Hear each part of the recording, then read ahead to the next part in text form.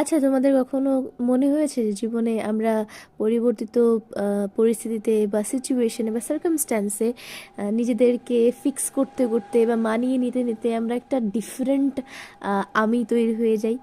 আমার সেটা না মাঝে মাঝে মনে হয় যে আমি অনেক কিছু করতাম না, অনেক কিছুতে বিশ্বাস করতাম না, সেগুলো আমি এখন করি। কারণ হয়তো ওই সিচুয়েশন বা কিছু সার্কামস্ট্যান্সেস আমাদের আমাদের শেখায় অনেক কিছু, আমি সেটাকেই মনে করি। আর বেসিক্যালি আমার মনে হয় জীবনটা একটা একটা একটা ইউনিভার্সিটির মতো, যেখানে ঈশ্বর আমাদের টিচার, সে তিনি আমাদের প্রত্যেক মুহূর্তে এক একটা ডিফারেন্ট ডিফারেন্ট আনসার্টেন সিচুয়েশনে রেখে আমাদেরকে শেখাচ্ছেন, আমাদের লেসন দিচ্ছেন।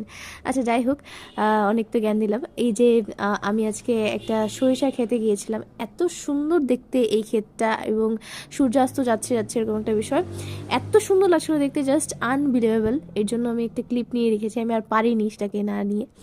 তো তোমাদের যদি কারো কোনো এক্সপিরিয়েন্স থাকে লাইফে, আমাকে বলতে পারো, জানাতে পারো।